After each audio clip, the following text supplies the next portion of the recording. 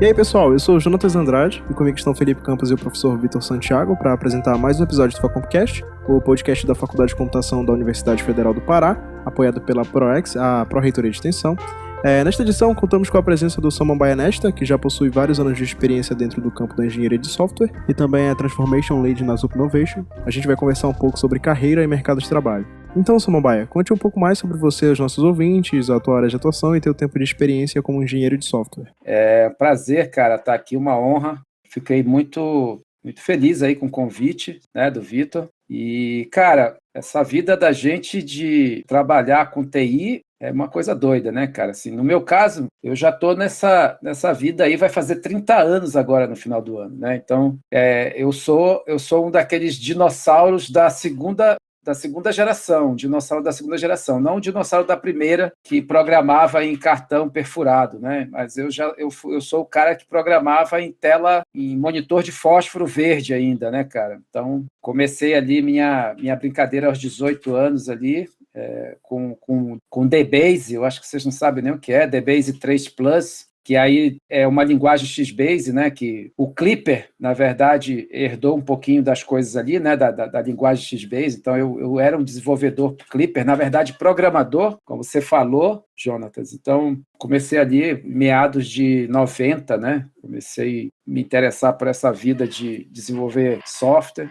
Cara, assim, muito na base do autodidatismo mesmo, né? A gente sabe muito bem quão difícil era acesso a computadores naquela época, a literatura. Depois de algumas décadas, vamos botar aí, depois de umas 2 décadas, as coisas ficaram um pouco mais fáceis, mas acho que até ali no início do ano 2000, cara, não era fácil você ter computador em casa, não era fácil você ter acesso a alguns livros, né? A maioria deles em inglês e tal. Então, tinha que quebrar umas pedras aí no começo. E, assim, se eu pudesse destacar, né, cara, alguns cursos, principalmente aí em Belém, né?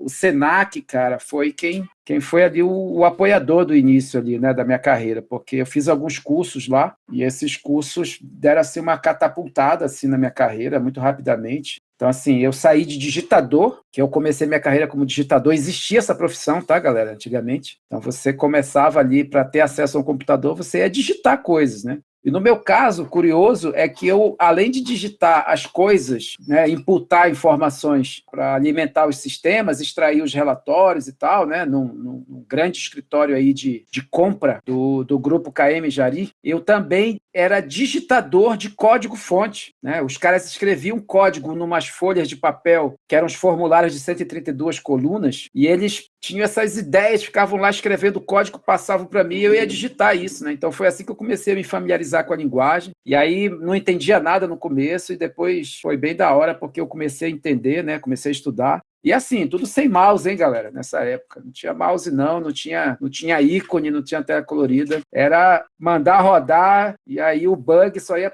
aparecer ali na hora que você estivesse rodando. Não tinha esse negócio de debug, não. Isso nem existia na época. Mas o começo foi assim. Eu tenho muita coisa para contar, mas vou deixar vocês direcionarem aí. Samambaia, muitos que ingressam na área da computação com o intuito de ir para o mercado têm a dúvida sobre como funciona o processo de desenvolvimento de software na prática, né? Ou seja, de que maneira busca-se compreender os problemas, propor soluções, elaborar as tarefas e, posteriormente, como essas tarefas são repassadas para os programadores. Você poderia explicar para os nossos ouvintes, em linhas gerais, como era a rotina de uma das equipes que você já tem atuado, de maneira a exemplificar como funciona esse processo dentro da empresa? Cara, assim, eu trabalho, né, para um grande banco, né? Então, assim, já estou há bastante tempo trabalhando para banco, né? E aí ainda continuo trabalhando com banco. Então, assim, nesse mundo de banking, existe sempre a entrega de valor, né? Que a entrega de valor no fim do dia é você ter retorno sobre aquele investimento que você está fazendo, né? Então, é você dar uma experiência para o seu cliente, é você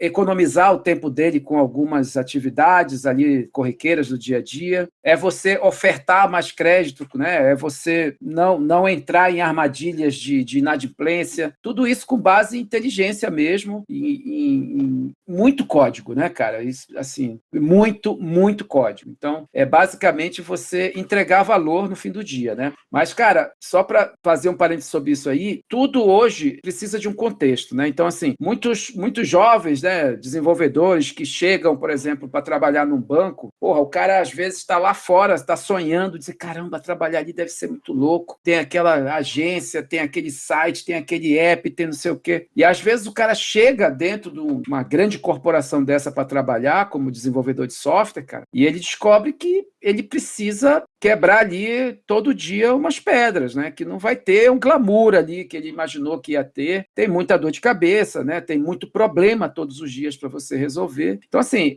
hoje em dia, o desenvolvedor de software, cara, ele poderia facilmente ser chamado de resolvedor de problema, entendeu? Ele dificilmente vai programar algo que vai encantar diretamente, né? Principalmente se ele for um cara back-end, que aí ele vai viver ali nos bastidores, né? Aquilo que ele faz basicamente vai viabilizar a vida de quem está fazendo ali a frente, né, para o teu cliente ou para uma outra área que vai consumir isso. Então, assim, não tem todo esse glamour que eu falando por mim, né, que eu imaginava muito isso antes de trabalhar para banco e tal, mas isso já tem um tempo, né, eu comecei a trabalhar para banco já tem lá 2006, 2007, então já tem um tempinho já nessa vida aí, cara. Continuando nessa linha de rotina de trabalho, muitas empresas adotam métodos ágeis para orientar o desenvolvimento de software. Suponho que você seja mais do que expert em Scrum e já teve contato com outros métodos ágeis. Pois bem, eu gostaria muito de saber quais práticas dão certo e quais a gente precisa aumentar a nossa atenção. Cara, eu vou voltar para aquilo que eu falei ainda agora, contexto. Não existe bala de prata no ágil, né? Tipo, o Scrum vai funcionar aqui perfeitamente e as pessoas vão, nossa, vai rodar maravilhosamente todas as sprints, entregar tudo.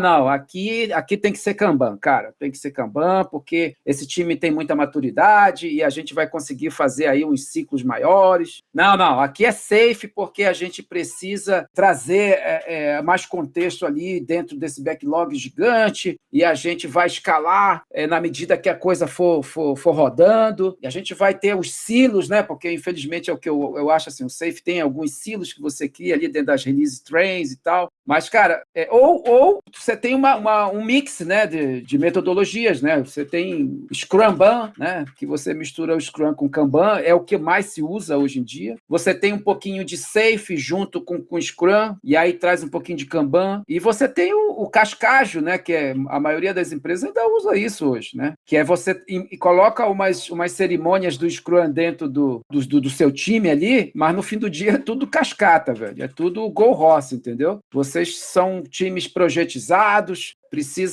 o projeto é de 6 meses, a gente vai quebrar em sprint, mas no fim do dia é projeto, né? Não está nem pensando em produto, não está pensando em ciclos, né? Cara, é muito contexto. Não existe uma metodologia pronta e perfeita para uma empresa ou para um negócio. Você precisa ter contexto para entender o que aplicar e onde aplicar. E o como, né? Samambaia, prazer enorme em estar recebendo você aqui no podcast da Faculdade de Computação da UFPA. Acho muito legal ver paraenses fora da curva impactando na geração de tecnologia. Mas vamos lá. Muitos alunos ainda no segundo, terceiro semestre já entram nas empresas sem muito preparo, mas buscando experiência. Por outro lado, muitas organizações esperam contratar profissionais com perfil de pleno ou sênior.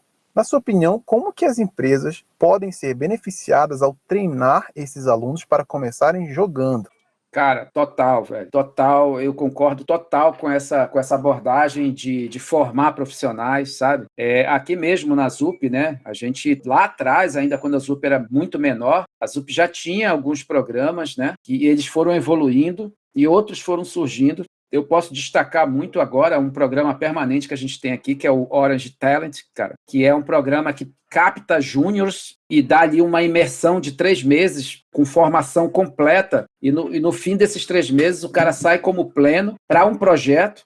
Quando eu falo em projeto, é para um time, para uma squad, dentro de uma tribo, para tocar ali algumas features, né, cara? E assim, dentro daquele negócio. Então, assim, o cara, além de ser capacitado com essa tecnologia que ele vai atuar, para aquela trilha que ele escolheu ali para a carreira dele inicialmente, ele também é capacitado uma série de outras skills ali, né? Algumas soft skills, né? Que a gente precisa ali no dia a dia, né? Um pouquinho de conceito de ágil, para o cara já chegar ali jogando também, entendendo o que é uma daily, né? Entendendo o que é uma planning, entendendo um pouquinho o que é o Gira, que é uma ferramenta muito utilizada hoje, né, cara? De gerenciamento de projeto, né? De software. Então, cara, eu sou muito a favor, acho que quem tomou essa iniciativa tá na frente, né? Largou na frente e vai colher os frutos muito rapidamente, porque a escassez de profissionais no mercado, ela aumenta cada vez mais, né? Então, assim, eu tenho um grupo de um WhatsApp aqui com familiares, né? Até minha esposa mesmo, ela estuda para engenharia de software e tal. Então, assim,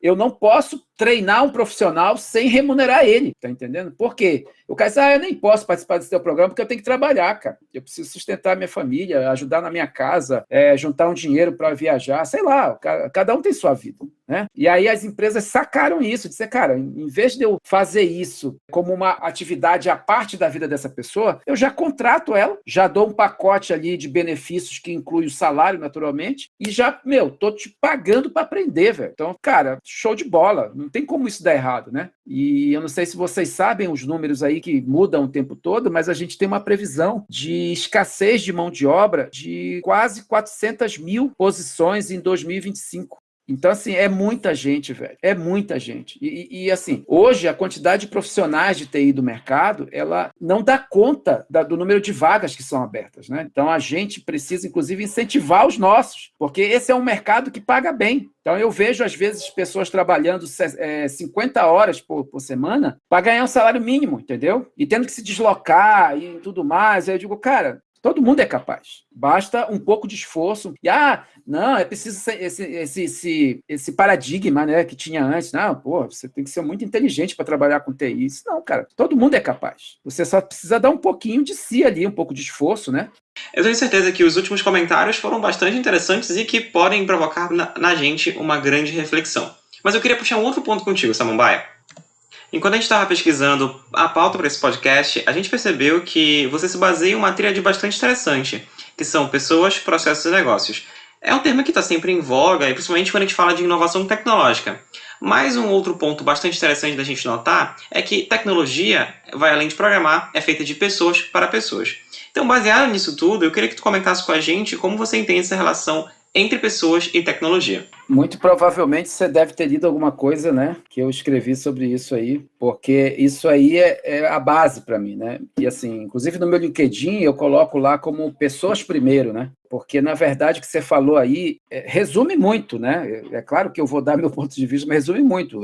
A tecnologia, ela é feita por pessoas para pessoas, por enquanto. Mas se a gente for pensar no passo seguinte, né, da IA, quando a gente está vivendo talvez um momento de transição da inteligência artificial. E aí é um ponto de vista meu, tá? Eu não quero, de forma alguma, achar que eu sou um especialista em inteligência artificial. É apenas diante daquilo que eu já li, né, li de um especialista, o Max Tegmark, eu não sei se vocês conhecem ele, é um professor de inteligência artificial que está há muito tempo já aí no mercado. E é um cara que já teve fóruns na vida com caras como o Elon Musk, por exemplo, né? Então, assim, quando o Elon Musk ainda não era o homem mais rico do mundo, eles tinham fóruns ali para falar sobre inteligência artificial, né? Então, a gente hoje está ali na fronteira de viver um outro momento da tecnologia. A gente ainda não tem acesso a isso, mas a gente está muito perto ali, sabe? Eu acho que no máximo mais de 10 anos, se muito, talvez 5, a gente vai começar a viver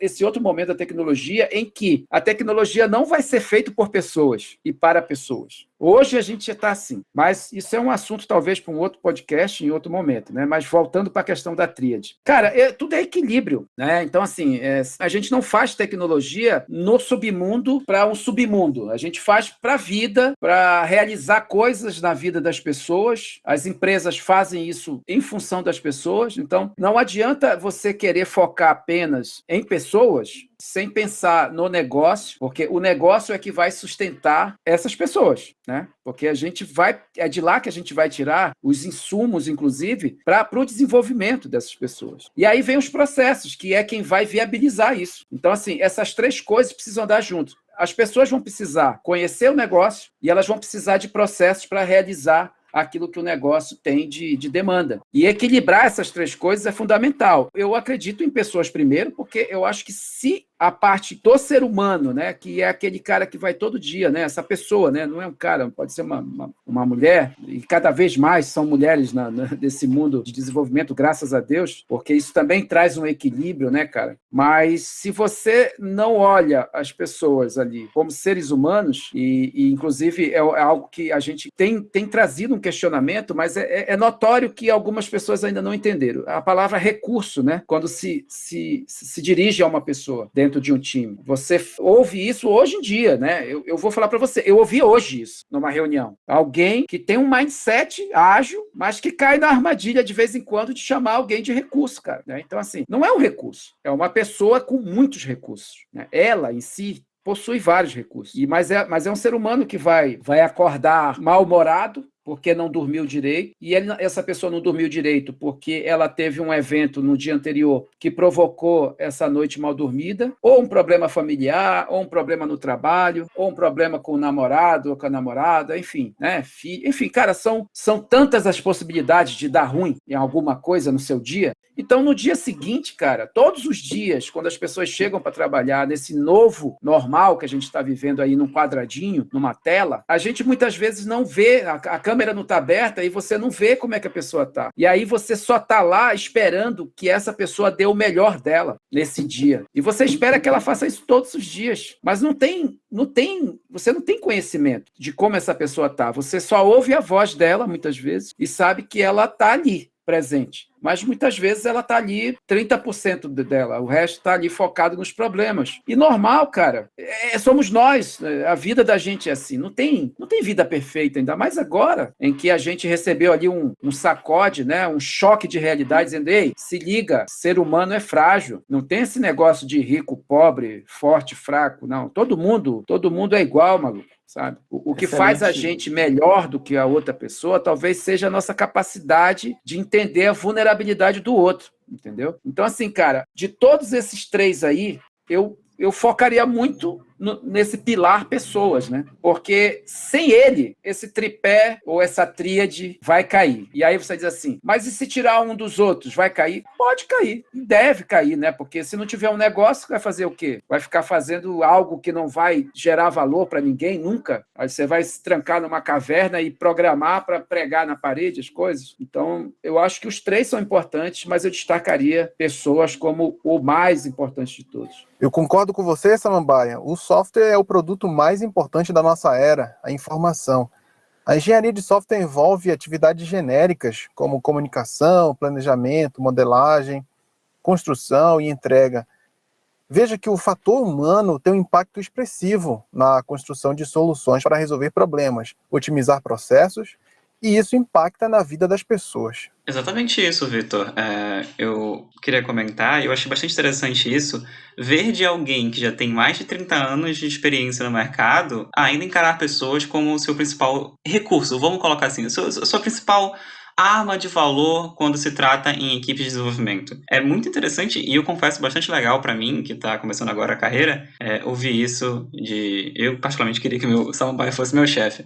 Mas eu queria seguir nessa linha de humanização tecnológica, porque eu acho que isso combina bastante, que o Samambaia ele cresceu bastante na carreira dele, já liderou diversas equipes e tudo mais. Mas nossos ouvintes, eles vão convir comigo que liderar não é uma tarefa fácil. E eu acho que o Samambaia também não é liderar. São pessoas, não é só colocar uma entrada num código e depois receber um valor, um resultado. Não. São N variáveis que a gente não controla na maioria das vezes. Não é fácil liderar e não é uma coisa que se aprende do dia para a noite, mas pode ser aprendida. Vamos convencer.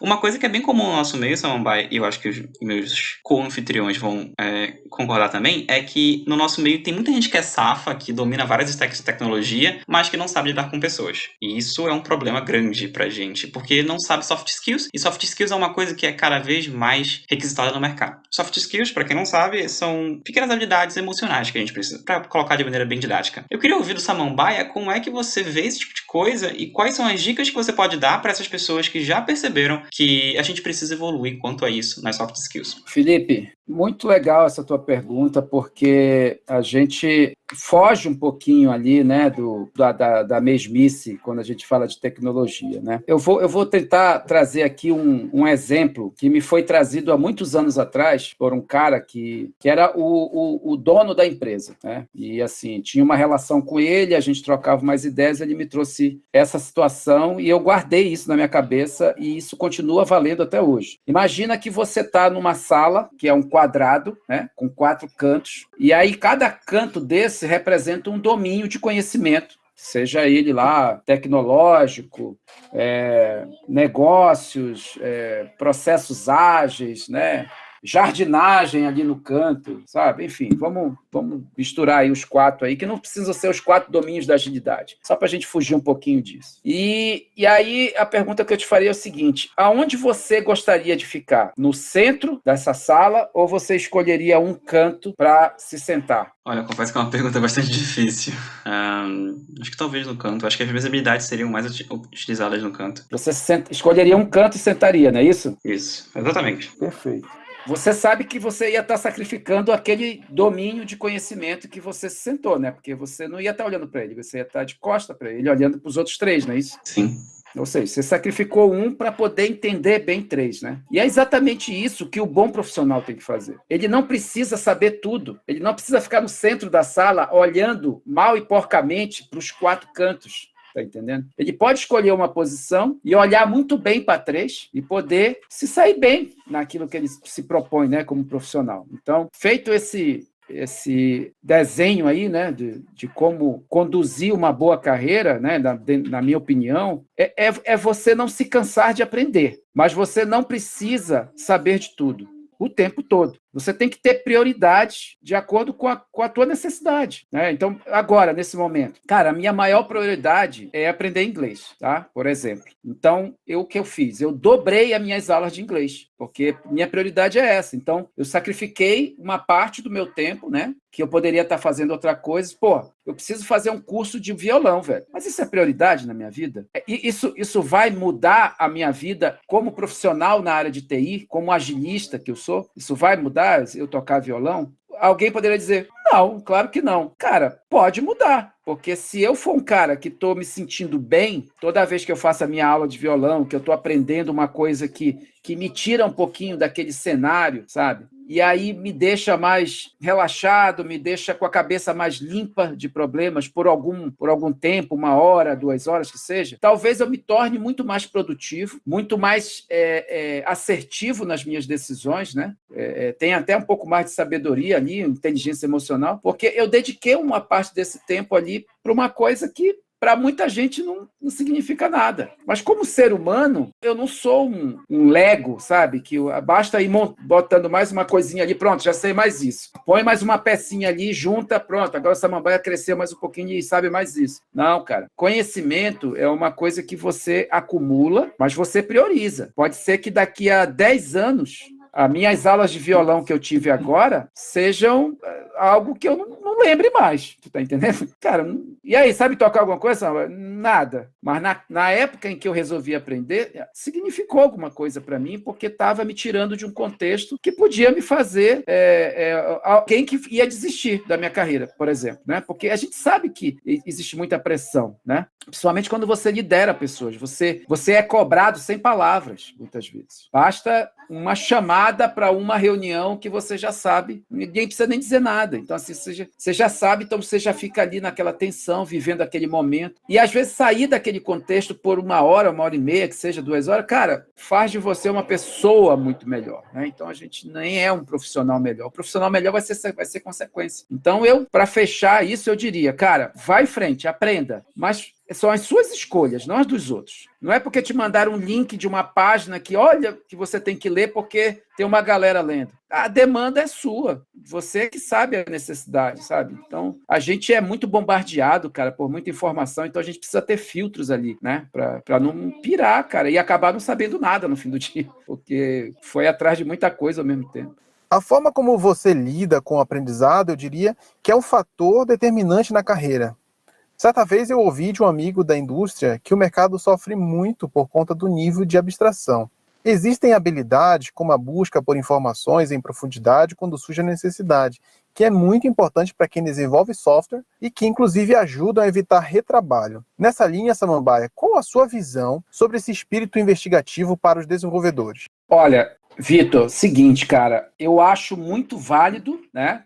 E é algo que não pode morrer. Essa curiosidade de saber como as coisas realmente funcionam. Só que tem um detalhe. Lembra que eu falei lá atrás do glamour, de que a gente cria, né? Acha que, pô, eu vou trabalhar ali, vai ter um painel da NASA mostrando os dados para mim, o cacete, né? Cara, no dia a dia, a maioria das empresas é drivada por entregas. Você precisa entregar. Você precisa entregar, você precisa entregar. E muitas vezes, esse entregar significa que você não vai ser ouvido, né? Você até tem uma solução para aquele problema, só que ela vai demandar mais uma sprint, porque você vai ter que fazer pesquisa, né? O teu líder, ou o líder do teu líder, sabe? Que já é um cara que está sendo cobrado. Então, assim, no mundo real, isso vai funcionar lá dentro da SpaceX, porque lá dentro vai ter um time de P&D, entendeu? Que é pesquisa e desenvolvimento, que não tem a ver com desenvolvimento de software. Pesquisa e desenvolvimento é outra coisa apartada.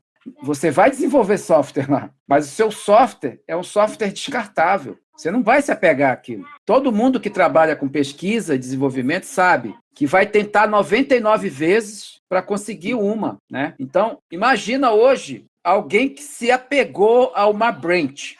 Só para trazer um exemplo aqui. Nossa, meu código tá lindo. Cara, a melhor branch desse app aqui é a minha, que é essas minhas funcionalidades aqui. Pode olhar. A minha é melhor do que a master, inclusive. A master tem que se adaptar à minha branch, porque o meu código é limpo, sabe? Eu uso melhores práticas. Não precisa nem de code review, tá ótimo. E aí alguém chega e diz, então, essa funcionalidade não vai mais para a loja, né, cara? Porque a vida mudou, o mundo mudou e isso não é mais importante. Então, assim, imagina a frustração de alguém que vive nessa pegada. Esse é o glamour que a gente não tem que ter no mundo real, com os dois pés dentro de uma empresa, recebendo salário e benefícios de uma empresa. Aproveitando esse raciocínio, acredito que muitas decisões são tomadas porque tem muita gente que diz que aquela tecnologia A é melhor que a B, mas sem realizar ou procurar algo, né, como um estudo comparativo. Então eu presumo que uma visão um pouco mais questionadora pode contribuir para a tomada de decisões mais assertivas. A gente tem um exemplo aqui na ZUP, né? Na ZUP e no Itaú. A gente tem um exemplo aqui disso, que existe uma dor muito grande de quem atua dentro do Itaú pela ZUP, que é você ter duas agendas diferentes, né? É uma dor de todo mundo, mas todo mundo gritava de dor e ninguém fazia nada. Ficava esperando por um ou esperando por outro. Ou esperava pela ZUP ou esperava pelo Itaú. Aí um Zuper desse que você está falando aí, que não se conforma só em fazer o feijão com arroz, foi lá e desenvolveu uma ferramentinha. Agora, tu acha que ele fez isso no horário de trabalho dele? Não, né? No horário de trabalho dele, ele estava entregando o software lá para o cliente, para ativar o valor para eles lá. Mas ele entendeu que valia a pena pesquisar, entender qual era o contexto ali de segurança de ambos os calendários para poder fazer essa sincronização. E, cara, desenvolveu uma ferramentinha que salva a vida, inclusive a minha, todos os dias, cara. Então, assim, eu acho que é muita questão de mindset mesmo, de ser proativo, de você ser questionador, de você ser curioso. Isso, cara, é que faz, talvez, o diferencial ali, né, entre o feijão com arroz, o comum, o profissional comum do dia a dia, que vai estar lá talvez, pode até ser pela carreira, mas ele está muito preocupado também com o salário. Então, assim, o trabalho dele é muito emprego, né? Cara, olha aí, tem que fazer em Java isso. Tá bom, vou fazer em Java. Não, olha, agora tem um novo framework aqui que a gente precisa... É mais rápido e é mais seguro. Não faz mesmo em Java. Aí tem gente que diz, então tá bom, eu vou fazer do jeito que você quer. Outros não, então eu vou fazer como tu quer, mas eu vou fazer uma POC aqui do lado, te provando que o teu ponto de vista pode ser mudado. Porque não basta só dizer, né? Como você fala aí. E assim, eu estou sempre trazendo para o dia a dia, do contexto do dia a dia, Vitor, porque fora disso, cara, só se a gente estiver lá na universidade pesquisando para fazer algo que ainda não exista ou que vá melhorar a vida de alguém dentro de... Mas assim, algo muito seu, muito particular e que não esteja no contexto do dia a dia das empresas ainda, entendeu? Então, quando você está inserido nesse contexto de que você tem que cumprir ali tarefas, você está dentro de um time, cara, você precisa ser esse cara que vai se dividir, dizer, não, eu não me conformo, cara. Não é possível, cara, esse software, mano. Não é possível que a gente não consiga fazer essas duas coisas conversarem. E é o que a gente vê hoje, ferramentas, o tempo todo. Pessoal, existe uma galera que usa o Excel, cara, assim, ainda, né, para fazer automatizações, né, e, entre aspas, né, automatizações. Cara, porque não consegue fazer as ferramentas conversarem. Né? Então, assim, eu, por exemplo, sou um cara que usa o Gira. Eu sei que o Gira tem uma API, cara. É claro que eu não tenho a chave lá para poder acessar essa API e extrair a informação que eu quero. Eu, Samambaia. Mas tu acha que um desenvolvedor de software, daquele que, cara, é cri-cri mesmo ali, sabe? O cara é zica, mano. Ele não vai se conformar. Ele vai atrás, velho. Ele vai olha, dá para fazer isso, hein, velho? Vamos esquecer aqui esse Excel de ficar lançando coisas. Se quiser, a gente monta umas coisas, mas eu vou ler dali, ó, daquela base. Eu não vou ficar retrabalho, sabe? Essas coisas. Então, assim, é o mundo, cara, da tecnologia. Existem os comuns e existem aqueles caras inconformados, sabe? Como é na vida mesmo, né? Bom, eu já fui Zuper full-time, agora eu caminho com as pesquisas científicas da ZUP de forma parcial aqui na UFPA. E algo que sempre eu achei o máximo são os pilares da empresa, como aquele de errar onde ninguém errou e aprender rápido, mas em profundidade. Nessas pesquisas acabei encontrando um artigo que destaca que mais de 50% do tempo dos desenvolvedores é despendido com entendimento de código. Nessa linha eu aproveito e trago alguns questionamentos. Por que o custo com manutenção e testes ainda é tão alto? Existem mais defeitos no software que possamos identificar. E outra, códigos complexos com mais de 8.000 linhas continuam sendo produzidos em larga escala. Mas espera aí, muitas práticas que são adotadas na indústria priorizam a melhoria e a qualidade, né, do design do software. Bom, mudando um pouco o enfoque, em geral as empresas brasileiras buscam formas de aumentar o engajamento, seja com a própria cultura, ou mesmo com a valorização interna. E falando de engajamento no time de desenvolvimento, como você avalia a importância disso no desempenho e também nas entregas? Cara, eu diria que sem o engajamento, você vai entregar 30% daquilo que você poderia entregar. E aí, quando eu falo 30%, eu falo de qualidade mesmo, né? Já, inclusive, falando sobre essa questão que você falou aí, que tem muito código sem qualidade por aí, né? Que foi feito de qualquer jeito, né? E é uma rotina que poderia ter sido feita ali em 50 linhas, o cara leva 500 para fazer, porque o cara não tem tempo para pesquisar, ou muitas vezes está sendo pressionado, e ele nem sabe por que está fazendo o que está fazendo. Então, assim, o engajamento, para mim, passa pela percepção do time de qual é a entrega de valor que ele vai estar fazendo com aquele desenvolvimento daquele software ali, ou daquela feature. E o que é que acontece hoje? Muita gente começa a fazer coisas no automático. Ele pega um pedaço de uma determinada funcionalidade, ele pega uma parte final ali de algo que alguém já começou e ele precisa dar continuidade. E aí ele herda esse código mal feito e ele vai fazer a conclusão daquilo ali para entregar, e ele não está nem sabendo por que ele vai colocar aquilo ali em produção, tá entendendo? Isso se colocar, porque muitas vezes o cara se esbarra ali, ele vai até ali a homologação, e de lá em diante ele nem pega mais no código, entendeu? Então, assim, talvez falte, Vitor, conhecimento, não técnico, mas o conhecimento do negócio, sabe? Dizer assim, cara, essa feature aqui vai impactar tantas vidas ali, ó. Tantas pessoas vão deixar de ir na agência para fazer uma validação, por exemplo, tá? A gente tá tornando a vida das pessoas mais fáceis. Porque vamos imaginar, por exemplo, biometria, que é algo que está muito do momento, né? Está no calor agora, biometria, né? Então, é biometria facial, biometria fingerprint, íris, né? Então, assim, tem uma série de coisas ali coexistindo, né, no mundo da tecnologia, dizendo qual é o melhor cenário, qual é a melhor solução para esse problema. Mas as pessoas começam a focar demais na tecnologia, mas esquecem de falar qual é o valor que vai ativar, né, na vida das pessoas isso aí, cara. Qual é o benefício que isso vai trazer para as pessoas? Então, eu prego muito isso, sabe? De trazer, por exemplo, quando o pessoal fala muito em métricas, né, no mundo ágil e tal, e eu sou um crítico disso, né? Dizer, cara, às vezes você envolve 60 pessoas para fazer um dashboard para 3 diretores olharem. Cara, sabe, basta capacitar esses caras para eles irem nas ferramentas olhar. Aí você precisa envolver meio mundo de gente para atender 3 caras, porque eles são chefes, entendeu? Então, assim, tem muito disso ainda na indústria, sabe, cara, nesse mundo que a gente vive, né, de empresas, principalmente empresas trabalhando para grandes corporações, empresas de tecnologia. E aí, quando a gente fala em empresas de tecnologia, muitas vezes a empresa se diz de tecnologia, mas ela não produz nenhuma tecnologia, sabe? Diferente da Zup, naturalmente, né? A Zup é uma empresa que tem produtos de tecnologia, open source, inclusive, né? A gente sabe disso.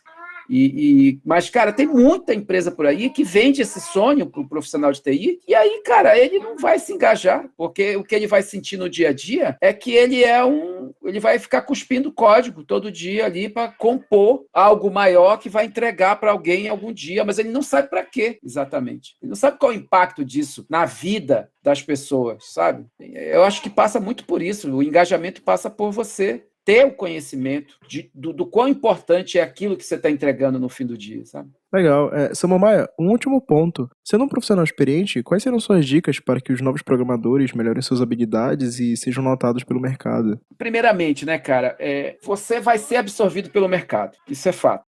A única certeza que você tem hoje, que além da certeza de que todo mundo vai pegar Covid um dia, vacinado ou não, é de que você vai ser absorvido pelo mercado, se você resolver entrar nesse mercado, né? Como estudante, como autodidata, como estudante universitário, né? Fazendo a sua faculdade, o seu curso online, sei lá.